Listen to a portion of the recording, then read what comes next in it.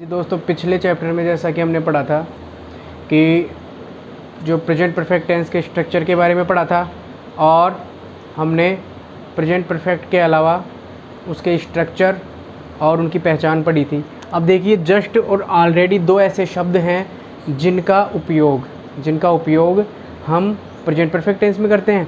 कुछ एग्जाम्पल देखिए। I have written a book about Rajasthan culture recently. मैंने हाल ही में राजस्थान कल्चर पर एक पुस्तक लिखी है या मैं लिख चुका हूँ। She has not eaten food yet. वह अभी तक खाना नहीं खा चुकी है। हैव आई संग a song already. Have I संग ए सॉन्ग ऑलरेडी। क्या मैं एक गाना गा चुका हूँ। Has she not cooked food. Has she not cooked food recently. क्या वह हाल ही में खाना नहीं पका चुकी है। तो देखिए, इन सब में आप देखेंगे कि वर्ब की थर्ड फॉर्म का प्रयोग किया जा रहा है। कौन सी फॉर्म का प्रयोग किया जा रहा है? वर्ब की थर्ड फॉर्म का। तो चुका है, चुके हैं, चुकी है, ये प्रेजेंट परफेक्ट टेंस की जो हिंदी में पहचान होती है। Already, just, yet, ever, never, recently, lately, up to now, ये सब किस में पहचान होती है? इंग्लिश वाले वाक्य में पहचान होती है। ये कुछ एग्जाम्पल हो गए।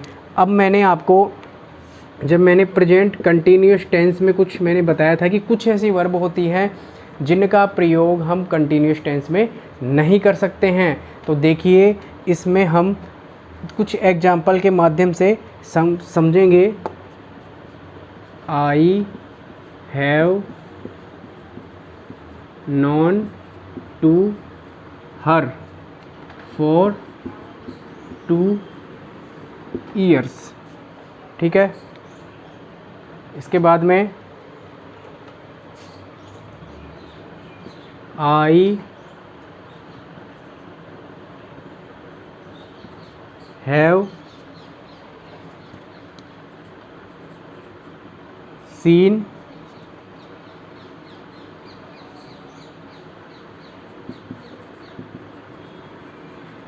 ताजमहल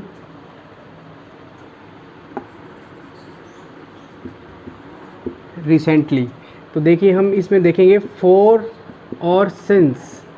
फॉर और सिंस का प्रयोग प्रेजेंट परफेक्ट कंटिन्यूस में भी आपको देखने को मिलेगा और इसमें प्रेजेंट परफेक्ट टेंस में भी देखने को मिलेगा। हमने कहा कि I have known to her for 2 years, कि मैं उसे 2 वर्ष से जानता हूँ। देखिए, ठीक है।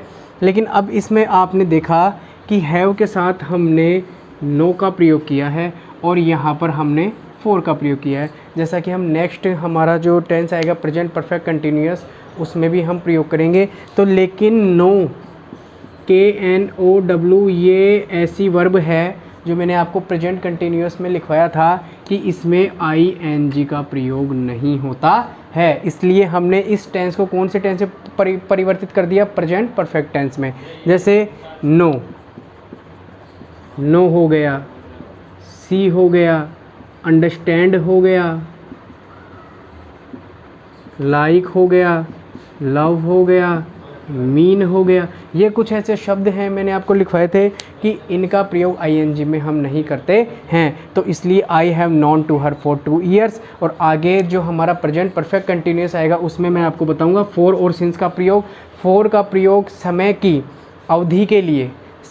अवधि के लिए करते हैं और सिंस का प्रयोग निश्चित समय की अवधि के लिए, कि हमारा प्रारंभिक समय क्या था उसकी निश्चित अवधि के लिए हम सिंस का प्रयोग करेंगे। आई हैव सीन ताजमहल रिसेंटली। मैंने हाल ही में ताजमहल देखा है। तो यहाँ पर सी की कौन सी फॉर्म आ रही है? यहाँ पर सी की थर्ड फॉर्म आ रही है। तो इस प्रकार से देखिए, प्रेजेंट परफेक्ट टेंस में चुका है, चुके हैं, चुकी है।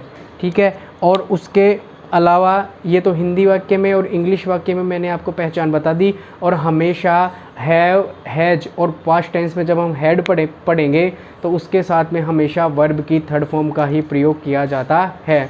कोई भी यहाँ पर वर्ब की फर्स्ट फॉर्म का प्रयोग नहीं आता है। हैज और हैव के साथ में, हैज और हैव आपको जिस भी किसी वाक्य में अगर मिल जाए आपको, तो वहाँ पर केवल वर्ब की थर्ड फॉर्म का प्रयोग करना होता है। तो ये आपके प्रेजेंट परफेक्ट टेंस के बारे में हमने कुछ नियमों के बारे में जाना और मैं आशा करता हूँ कि आप इसको दोबारा से इस वीडियो को देखेंगे तो आपके अच्छे से समझ में आ जाएगा। Thank you.